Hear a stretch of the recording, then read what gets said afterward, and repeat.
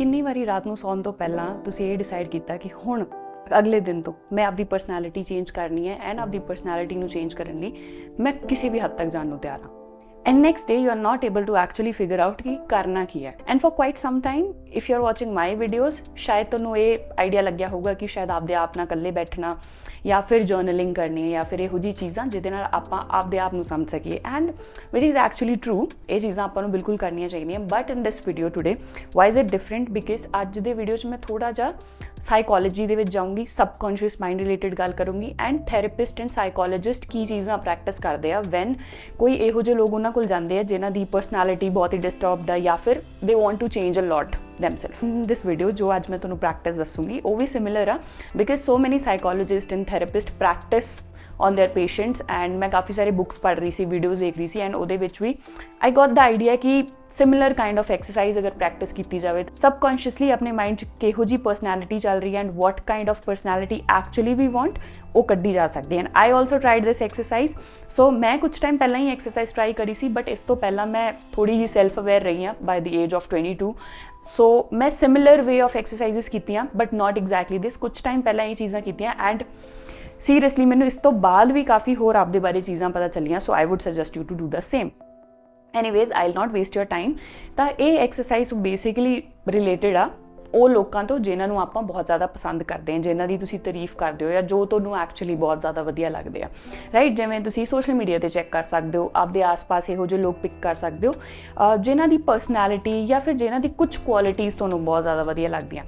And mostly ਤੁਸੀਂ 3 ਤੋਂ 5 ਲੋਕ ਪਿਕ ਕਰ ਸਕਦੇ ਹੋ ਜੋ ਤੁਹਾਡੇ ਆਲੇ ਦੁਆਲੇ ਹੋਣਗੇ ਤੁਹਾਡੀ ਫੈਮਿਲੀ 'ਚ ਹੋ ਸਕਦੇ ਆ ਦ ਸੋਸ਼ਲ ਮੀਡੀਆ ਇਨਫਲੂਐਂਸਰਸ ਔਰ ਐਨੀ ਬੁੱਕ ਰਾਈਟਰ ਜਿਵੇਂ ਮੈਂ ਮਿਕਸ ਚੱਕਿਆ ਸਾਰਿਆਂ ਦਾ like when I was figuring out for myself and ਉਹ ਤੁਸੀਂ ਇੱਕ ਪੇਜ ਤੇ ਲਿਖੋਗੇ ਸਭ ਤੋਂ ਪਹਿਲਾਂ so now you can ask ਕਿ ਕਿਸੇ ਦੇ ਨਾਮ ਲਿਖਣ ਨਾਲ ਜਾਂ ਫਿਰ ਇਹੋ ਜਿਹੇ ਲੋਕਾਂ ਦੇ ਨਾਮ ਲਿਖਣ ਨਾਲ ਜਿਨ੍ਹਾਂ ਨੂੰ ਮੈਂ ਪਸੰਦ ਕਰਦਾ ਉਹਨਾਂ ਨਾਲ ਮੇਰੀ ਪਰਸਨੈਲਿਟੀ ਕਿਵੇਂ ਚੇਂਜ ਹੋ ਸਕਦੀ ਜਾਂ do I have to copy them I'll answer this question as well ਕਿ ਜਦੋਂ ਆਪਾਂ ਕੁਝ ਵੀ ਪੋਜ਼ਿਟਿਵ ਕਰਨ ਲੱਗਦੇ ਆ ਨਾ ਉਦੋਂ ਆਪਾਂ ਆਪਣੇ ਮਨ 'ਚ ਬਹੁਤ ਸਾਰੇ ਕੁਐਸਚਨਸ ਲੈ ਕੇ ਆ ਜਾਂਦੇ ਹਾਂ ਕਿ ਇਹ ਐਕਚੁਅਲੀ ਵਰਕ ਕਰੂਗਾ ਜਾਂ ਨਹੀਂ ਐਂਡ ਦੂਜਿਆਂ ਨੂੰ ਕਾਪੀ ਕਰਨਾ ਹੈ ਕਿ whatever so the thing is psychological reason मैं तुहानूं इहदा दस दिंदी हां generally what happen is ah चीज़ आपां आपदी लाइफ तो पैदा होने तो जस्ट बाद प्रैक्टिस करते आए हैं जो मोस्टली नैगेटिव चीज़ां च आपां पिक करी होणीआं तुसीं आपदे आस पास देख सकते हो मैं कुड़ियां ते मुंडे दा एक डिफरेंस तुहानूं बेसिकली समझा दिंदी हां जिवें कुड़ियां आपदे आस पास आपदी मदर फिगर नूं देखदियां या फिर अदर फीमेल फिगर्स नूं देख के चीज़ां नूं पिक करदे जिवें कुड़ियां बहुत छेती सब्जी रोटी बनाउण लग जांदियां फॉर एग्जाम्पल एंड मुंडे बहुत छेती ड्राइविंग करना सीख जांदे because they have somebody to look for example आपदे फादर्स नूं देख सकते आपदे आस पास जिन्ने भी मेल हैगे ना उन्होंने देख के वो चीज़ इंस्पायर करती है उन्होंने कि अच्छा ये चला रहे आ तो मैं भी चला सकता बट फॉर कुड़ियाँ they are very few role models who are actually driving तो उन्होंने लगता है सबकॉन्शियस माइंड में लगता है कि अच्छा may be it's not possible for me या ये बहुत ही वड्डा टास्क है जिन्होंने अचीव करने लिए हाले मैनूं बहुत टाइम लगूगा right but if you will see कि एक ही फैमिली बॉर्न होए आ same age they but why a man is very good at driving and a girl is very good at cooking girls are very good at education like ਉਹਨਾਂ ਦੇ marks ਬਹੁਤ ਵਧੀਆ ਹੁੰਦੇ ਪੜ੍ਹਨ 'ਚ ਬਹੁਤ ਵਧੀਆ ਹੁੰਦੀਆਂ ਐਂਡ ਮੁੰਡੇ ਇੱਧਰ ਉੱਧਰ ਡਿਸਟਰੈਕਟ ਬਹੁਤ ਛੇਤੀ ਹੋ ਜਾਂਦੇ ਆ ਜਾਂ ਫਿਰ ਫालतू ਦੀ ਚੀਜ਼ਾਂ ਜ਼ਿਆਦਾ ਕਰਦੇ ਮੈਂ ਜਸਟ ਐਗਜ਼ਾਮਪਲ ਦੇ ਰਹੀ ਹੋ ਸਕਦਾ ਸਾਰਿਆਂ ਤੇ ਨਾ ਅਪਲਾਈ ਹੋਵੇ ਬਟ ਇੱਕ ਜੈਨਰਿਕ ਐਗਜ਼ਾਮਪਲ ਦੇ ਰਹੀ ਕਿਉਂਕਿ ਕੁੜੀਆਂ ਕੋਲ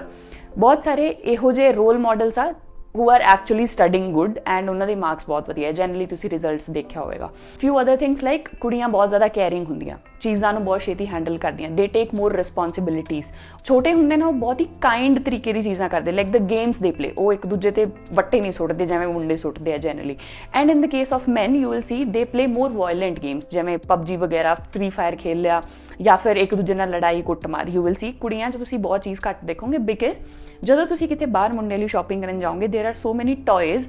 ਲਾਈਕ ਗਨਸ ਜਾਂ ਫਿਰ ਇਹੋ ਜਿਹੇ ਵਾਇਲੈਂਟ ਗੇਮਸ ਵੀ ਤੁਸੀਂ ਦੇਖ ਸਕਦੇ ਹੋ ਜੋ ਸਿਰਫ ਮੁੰਡਿਆਂ ਲਈ ਹੈ ਐਂਡ ਨਾਓ ਦੇ have so many role models who are actually following it ਮਤਲਬ ਬਹੁਤ ਸਾਰੇ ਇਹੋ ਜਿਹੇ ਜਵਾਕ ਆ ਜਾਂ ਵੱਡੇ ਲੋਕ ਆ ਜੋ ਇਹ ਚੀਜ਼ਾਂ 'ਚ ਆਲਰੇਡੀ ਐਂਟਰ ਕਰ ਚੁੱਕੇ ਆ ਉਹਨਾਂ ਨੇ ਆਪਦੇ ਆਸ-ਪਾਸ ਇਹੋ ਜਿਹੇ ਬਹੁਤ ਸਾਰੇ ਲੋਕਾਂ ਨੂੰ ਦੇਖਿਆ ਬਟ ਕੁੜੀਆਂ ਨੇ ਕਿਸੇ ਹੋਰ ਕੁੜੀ ਨੂੰ ਬਹੁਤ ਘੱਟ ਪਬਜੀ ਖੇਡਦੇ ਹੋਏ ਦੇਖਿਆ ਹੋਊਗਾ so the just is we are already picking up all these things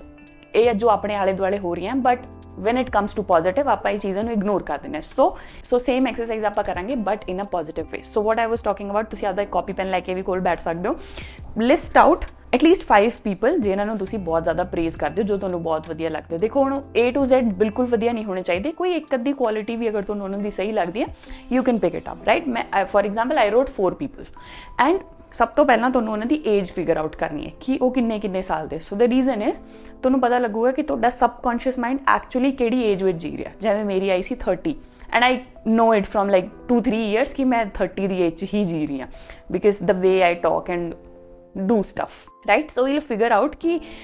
ਤੁਸੀਂ ਇਨ ਫਿਊਚਰ ਜੀ ਰਹੇ ਹੋ ਜਾਂ ਪਾਸਟ ਵਿੱਚ ਜੀ ਰਹੇ ਹੋ ਸਕਦਾ ਤੁਹਾਡੀ ਏਜ 30 years ਹੋ, but you are actually liking so many people ਜਿਨ੍ਹਾਂ ਦੀ ਏਜ 24-25 ਹੈ। So maybe you are actually worried ਕਿ ਜੋ ਮੈਨੂੰ 24 ਦੀ ਏਜ 'ਚ ਚੀਜ਼ਾਂ ਕਰਨੀਆਂ ਚਾਹੀਦੀਆਂ ਸੀ, ਜੋ 26 ਦੀ ਏਜ 'ਤੇ ਕਰਨੀ ਚਾਹੀਦੀਆਂ, ਉਹ ਮੈਂ ਨਹੀਂ ਕਰ ਪਾਇਆ। So from this you can also figure out ਕਿ ਸ਼ਾਇਦ ਤੁਹਾਡੇ 'ਚ ਕਿਤੇ ਨਾ ਕਿਤੇ ਗਿਲਟ ਚੱਲ ਰਿਹਾ, ਕਿਤੇ ਨਾ ਕਿਤੇ ਕੋਈ ਇਸ਼ੂ ਤੁਹਾਡੇ ਮਾਈਂਡ 'ਚ ਚੱਲ ਰਿਹਾ ਜੋ ਤੁਹਾਨੂੰ ਕੰਟੀਨਿਊਸਲੀ ਇਹ ਕਹਿ ਰਿਹਾ ਕਿ ਤੂੰ ਟਾਈਮ ਵੇਸਟ ਕਰਤਾ ਜਾਂ ਇਹ ਚੀਜ਼ਾਂ ਤੁਹਾਨੂੰ ਬਹੁਤ ਪਹਿਲਾਂ ਕਰਨੀਆਂ ਚਾਹੀਦੀਆਂ ਸੀ। And if you are looking in future, for example I was looking in 30s,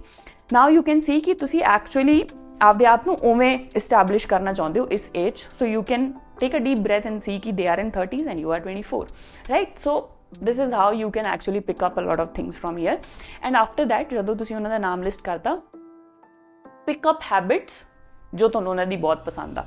ਜਿਵੇਂ ਮੈਂ ਕਈ ਲੋਕਾਂ ਦੀ ਲਿਖਿਆ ਸੀ ਕਿ ਉਹਨਾਂ ਦਾ ਸਪੀਕਿੰਗ ਸਟਾਈਲ ਬਹੁਤ ਜ਼ਿਆਦਾ ਵਧੀਆ ਲੱਗਦਾ, the kind of knowledge they have or the ਵੇ ਦੇ ਹੈਂਡਲ ਸਿਚੁਏਸ਼ਨ, ਉਹ ਕਾਫੀ ਜ਼ਿਆਦਾ ਬੋਲਡ ਆ, ਦੇ ਨੋ ਅਬਾਊਟ ਲਾਈਫ। ਤਾਂ ਜਦੋਂ ਮੈਂ ਉਹਨਾਂ ਦੀ ਐਕਚੁਅਲੀ ਚੀਜ਼ਾਂ ਪਿਕਅਪ ਕਰੀਆਂ ਐਂਡ ਆਈ ਰੋਟ ਇਟ ਡਾਊਨ, ਮੈਨੂੰ ਲੱਗਿਆ ਕਿ ਹਾਂ ਐਕਚੁਅਲੀ ਮੈਂ ਆਹੀ ਚੀਜ਼ਾਂ ਦੇ ਪਿੱਛੇ ਹੀ ਭੱਜ ਰਹੀ ਹਾਂ, ਬਟ ਮੈਨੂੰ ਕੁਆਇਟ ਕਲੀਅਰਲੀ ਨਹੀਂ ਪਤਾ ਸੀ ਕਿ ਮੈਂ ਕਰਨਾ ਕੀ ਆ, right. So when I writed it down and then I thought ਕਿ ਅੱਛਾ ਮੈਂ ਕਿਤੇ ਨਾ ਕਿਤੇ ਸਬਕੌਂਸ਼ੀਅਸਲੀ ਆਹੀ ਚੀਜ਼ਾਂ ਦੇ ਪਿੱਛੇ ਭੱਜ ਰਹੀ ਸੀ, because 2 years back I also started my YouTube and ਉਹਦੇ 'ਚ ਨਾ ਮੈਂ ਬਹੁਤ ਚੰਗੇ ਤਰੀਕੇ ਨਾਲ ਮੈਂ ਬੋਲਣ ਦੀ ਕੋਸ਼ਿਸ਼ ਕਰ ਰਹੀ ਸੀ, like in English, and it's not I was faking it, but I actually wanted to speak that way। ਮਤਲਬ ਮੈਨੂੰ ਬਹੁਤ ਚੰਗਾ ਲੱਗ ਰਿਹਾ ਸੀ and lot of people also told me ਕਿ ਤੂੰ ਉਵੇਂ ਵਾਲੀ ਇੰਗਲਿਸ਼ ਨਾ ਬੋਲ, ਜਨਰਲ ਇੱਕ ਇੰਗਲਿਸ਼ ਬੋਲ ਐਂਡ ਲੋਕਾਂ ਨੂੰ ਸਮਝ ਆਊਗੀ।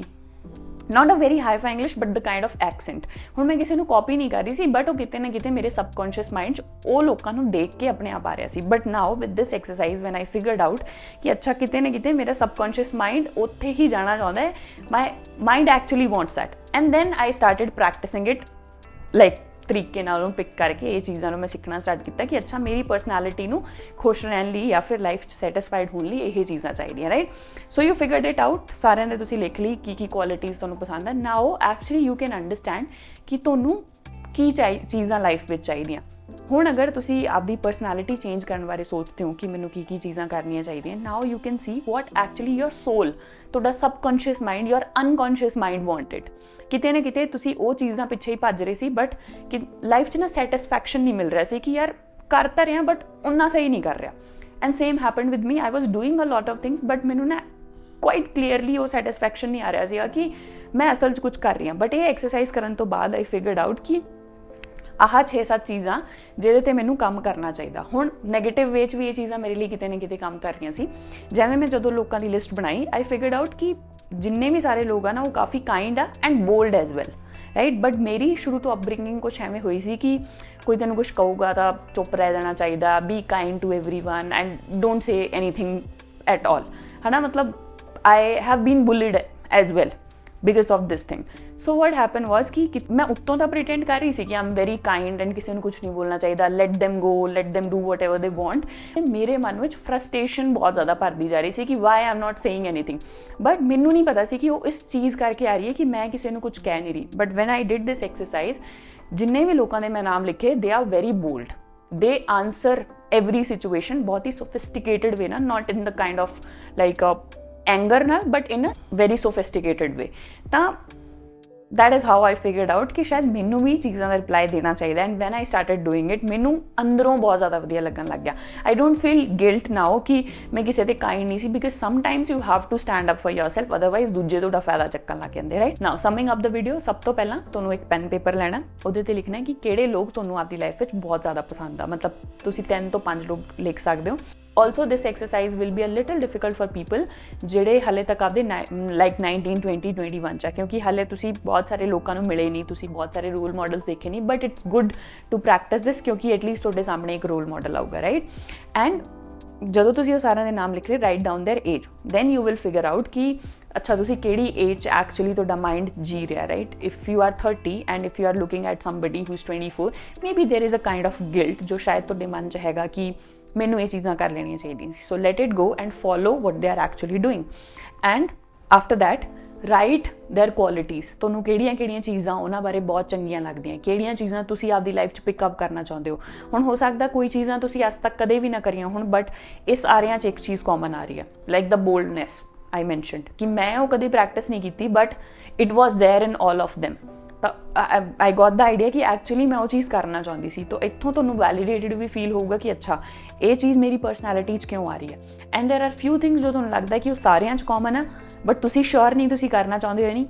Try following it. ਤੁਹਾਨੂੰ ਆਪਣੇ ਆਪ ਕੁਝ ਟਾਈਮ ਫੋਲੋ ਕਰਨ ਤੋਂ ਬਾਅਦ ਪਤਾ ਲੱਗ ਜਾਊਗਾ। So when you do this exercise and you figure out 5 things ਕਿ ਮੇਰੀ ਇੰਗਲਿਸ਼ ਬਹੁਤ ਵਧੀਆ ਹੋਣੀ ਚਾਹੀਦੀ ਆ, ਮੇਰੀ ਸਪੀਕਿੰਗ ਸਕਿੱਲਸ ਬਹੁਤ ਵਧੀਆ ਹੋਣੀ ਚਾਹੀਦੀ ਹੈ, ਜਾਂ ਫਿਰ ਫਿਟਨੈਸ ਫॉर ਐਗਜ਼ਾਮਪਲ ਸਾਰਿਆਂ 'ਚ ਫਿਟਨੈਸ ਕਾਮਨ ਆ ਰਹੀ ਆ, ਜਾਂ ਫਿਰ ਸਾਰਿਆਂ 'ਚ ਕੋਈ ਸਪੋਰਟ ਕਾਮਨ ਆ ਰਹੀ ਹੈ, ਜਾਂ ਕੋਈ ਇੱਕ ਚੀਜ਼ ਕਾਮਨ ਆ ਰਹੀ ਹੈ, ਟਰਾਈ ਫੋਲੋਇੰਗ ਦੈਟ ਥਿੰਗ। ਤੁਸੀਂ ਉਹ ਚੀਜ਼ਾਂ ਦੀ ਲਿਸਟ ਬਣਾ ਕੇ ਅਗਲੇ ਦਿਨ ਤੋਂ ਆਪਦਾ ਟਾਈਮ ਟੇਬਲ ਇਹੋ ਜਿਹਾ ਰੱਖੋ ਜਿਹਦੇ 'ਚ ਤੁਸੀਂ ਉਹ ਚੀਜ਼ਾਂ ਨੂੰ ਐਕਚੁਅਲੀ ਕਰ ਸਕਦੇ। Basically these are the thing your soul wants you to do that, right. ਤਾਂ ਆਪਦੇ ਆਪ ਨੂੰ ਫੋਲੋ ਕਰੋ। ਐਵੇਂ ਕਰਕੇ ਤੁਸੀਂ ਆਪਦੇ ਇੰਟਰਨਲ ਜੋ ਕਚਪਚ ਚੱਲਦੀ ਰਹਿੰਦੀ ਹੈ ਨਾ, ਉਹ ਬਾਹਰ ਲੈ ਕੇ ਆਓ। Now you can follow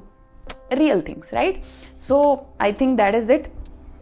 and there are so many people, ਹੁਣ ਲਾਸਟ 'ਚ ਉਹਨਾਂ ਲੋਕਾਂ ਲਈ ਜਿਨ੍ਹਾਂ ਨੂੰ ਕੋਈ ਇਹੋ ਜਿਹੇ ਲੋਕ ਲੱਭ ਹੀ ਨਹੀਂ ਰਹੇ ਜਿਨ੍ਹਾਂ ਨੂੰ ਉਹ ਪਸੰਦ ਕਰਦੇ ਆ, ਜਾਂ ਦੇ ਡੋਂਟ ਇਵਨ ਨੋ ਕਿ ਕੀ ਚੀਜ਼ ਕਰਨੀ ਚਾਹੀਦੀ, ਜਾਂ ਅਗਰ ਉਹਨਾਂ ਨੂੰ ਕੋਈ ਲੋਕ ਲੱਭੇ ਵੀ ਹੈ ਸੋ ਦੇ ਡੋਂਟ ਨੋ ਕਿ ਉਹਨਾਂ ਬਾਰੇ ਉਹਨਾਂ ਨੂੰ ਕੀ ਪਸੰਦ ਹੈ। ਲਾਈਕ ਫॉर ਐਗਜ਼ਾਮਪਲ ਕੋਈ ਸਿੰਗਰ ਪਸੰਦ ਆ ਗਿਆ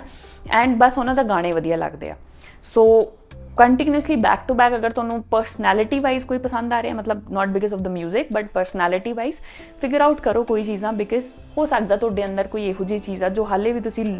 ਲਾਈਕ ਐਕਸਪਲੋਰ ਨਹੀਂ ਕਰੀ and it wants to come out. ਤਾਂ ਉਹ ਚੀਜ਼ ਤੁਸੀਂ ਐਕਸਪਲੋਰ ਕਰ ਸਕਦੇ ਹੋ। And if you still not able to figure out people ਕਿ ਮੈਨੂੰ ਕਿਹੋ ਜਿਹੇ ਲੋਕ ਪਸੰਦ ਆ, then go to your YouTube home page ਜਾਂ ਫਿਰ ਇੰਸਟਾਗ੍ਰਾਮ ਪੇਜ। ਕਿਉਂਕਿ ਮੇਰੇ ਕਾਲਜ 'ਚ ਇੱਕ ਸਾਡੀ ਟੀਚਰ ਨੇ ਸਾਨੂੰ ਦੱਸਿਆ ਸੀ ਕਿ ਅਗਰ ਤੁਹਾਨੂੰ ਲਾਈਫ 'ਚ ਕੁਝ ਫਿਗਰ ਆਊਟ ਨਹੀਂ ਹੋ ਰਿਹਾ ਨਾ ਕਿ ਤੁਸੀਂ ਕੀ ਚੀਜ਼ ਫੋਲੋ ਕਰਨੀ ਹੈ, ਕਿਹੋ ਜਿਹੇ ਲੋਕਾਂ ਨੂੰ ਫੋਲੋ ਕਰਨਾ ਹੈ, just look at your Instagram following. ਤੁਸੀਂ ਜਿਹੋ ਜਿਹੇ ਲੋਕਾਂ ਨੂੰ ਫੋਲੋ ਕਰਦੇ ਹੋ ਤੁਸੀਂ ਐਗਜ਼ੈਕਟਲੀ ਉਹੋ ਜਿਹੇ ਲਾਈਫ 'ਚ ਕਿਤੇ ਨਾ ਕਿਤੇ ਹੌਲੀ ਹੌਲੀ ਬਣਦੇ ਜਾਂਦੇ ਹੋ। ਵਟ ਆਈ ਐਮ ਸੇਇੰਗ ਇਜ਼ ਕਿ ਜਦੋਂ ਮੈਂ ਇਹ ਚੀਜ਼ ਐਕਸਰਸਾਈਜ਼ ਕਰ ਰਹੀ ਸੀ ਮੈਨੂੰ ਵੀ ਆਪਦੇ YouTube ਹੋਮ ਪੇਜ 'ਤੇ ਜਾਣਾ ਪਿਆ ਸੀ ਕਿਉਂਕਿ ਮੈਨੂੰ ਬਹੁਤ ਸਾਰੇ ਲੋਕ ਯਾਦ ਹੀ ਨਹੀਂ ਆ ਰਹੇ ਸੀ ਕਿ ਮੈਂ ਐਕਚੁਅਲੀ ਕਿਹਨਾਂ ਨੂੰ ਪਸੰਦ ਕਰਦਾ। And I had to list out at least 5 people. ਤਾਂ ਮੈਂ ਆਪਦੇ YouTube ਹੋਮ ਪੇਜ 'ਤੇ ਦੇਖਿਆ ਕਿ ਕਿਹੜੇ ਕ੍ਰੀਏਟਰਸ ਨੂੰ ਮੈਂ ਬਹੁਤ ਜ਼ਿਆਦਾ ਸੁਣਦੀ ਹਾਂ ਜਾਂ ਮੈਨੂੰ ਥੋੜ੍ਹਾ ਜਿਹਾ ਉਹ ਜ਼ਿਆਦਾ ਵਧੀਆ ਲੱਗਦੇ ਆ, ਥੋੜ੍ਹਾ ਜਿਹਾ ਉਹ ਜ਼ਿਆਦਾ। ਸੋ what I am saying is ਕਿ ਮੈਂ ਵੀ ਆਪਦੇ YouTube ਦੇ ਹੋਮ ਪੇਜ 'ਤੇ ਦੇਖਿਆ ਐਂਡ ਆਈ ਫਿਗਰਡ ਆਊਟ ਕਿ ਮੈਨੂੰ ਕਿਹੋ ਜਿਹੇ ਲੋਕ ਪਸੰਦ ਆ ਜਾਂ ਕੀ ਚੀਜ਼ਾਂ ਹੋ ਸਕਦੀਆਂ। ਸੋ you can also do that. ਆਪਦੇ YouTube ਦੇ ਹੋਮ ਪੇਜ 'ਤੇ ਦੇਖ ਸਕਦੇ ਹੋ ਜਾਂ ਫਿਰ ਆਪਦੇ ਇੰਸਟਾਗ੍ਰਾਮ ਦੀ ਫੋਲੋਇੰਗ ਲਿਸਟ 'ਤੇ ਦੇਖ ਸਕਦੇ ਹੋ। So but I suggest you to follow good people and you know what I mean from good people, ਠੀਕ ਆ। So I hope this exercise will help you. And ਇਹ exercise ਉਦੋਂ ਹੀ ਕੰਮ ਕਰੂਗੀ ਜਦੋਂ ਤੁਸੀਂ ਇਹਦੇ 'ਤੇ ਐਕਸ਼ਨਸ ਲਓਗੇ। ਸੋ ਬੇਸਿਕਲੀ ਜਦੋਂ ਤੁਸੀਂ ਸਾਰਾ ਕੁਝ ਪੇਜ 'ਤੇ ਲਿਖੋਗੇ ਤੁਹਾਨੂੰ ਇੱਕ ਆਈਡੀਆ ਲੱਗ ਜਾਊਗਾ ਕਿ ਤੁਹਾਨੂੰ ਐਗਜ਼ੈਕਟਲੀ ਕੀ ਚਾਹੀਦਾ, but for that to make it more practical you have to do some actions, right? So I hope you like this video and please subscribe to my channel, and in future also मैं थोड़ा जिहा psychology deep जाना चाहती हूँ because now I'm reading a lot and मैं चाहती हूँ कि उस चीज़ ਨੂੰ incorporate ਕੀਤਾ ਜਾਵੇ videos। please let me know in the comment section if you are ready for it। ਤੁਸੀਂ ਚਾਹੁੰਦੇ ਹੋ ਅਗਰ ਮੈਂ psychology related ਥੋੜੀਆਂ ਚੀਜ਼ਾਂ ਲੈ ਕੇ ਆਵਾਂ। ਆਪਾਂ slow ਰੱਖਾਂਗੇ, ਬਿਲਕੁਲ deep psychology jump ਨਹੀਂ ਕਰਨਾ, but slowly I will move into the deep one, but ਤੁਹਾਨੂੰ ਨਾਲ ਲੈ ਕੇ। So thank you so much for giving your time and take care of yourself। ਆ ਐਕਸਰਸਾਈਜ਼ ਕਰਕੇ ਪਲੀਜ਼ ਮੈਨੂੰ ਫੀਡਬੈਕ ਮੇਰੇ ਇੰਸਟਾਗ੍ਰਾਮ DM 'ਤੇ ਤੁਸੀਂ ਮੈਨੂੰ ਭੇਜ ਸਕਦੇ ਹੋ। ਐਂਡ ਅਗਰ ਤੁਹਾਨੂੰ ਇਹਦੇ ਰਿਲੇਟਡ ਕੁਝ ਹੋਰ ਕੁਐਸਚਨ ਪੁੱਛਣਾ ਹੈ you can just DM me on Instagram। So take care of yourself, bye bye and please subscribe।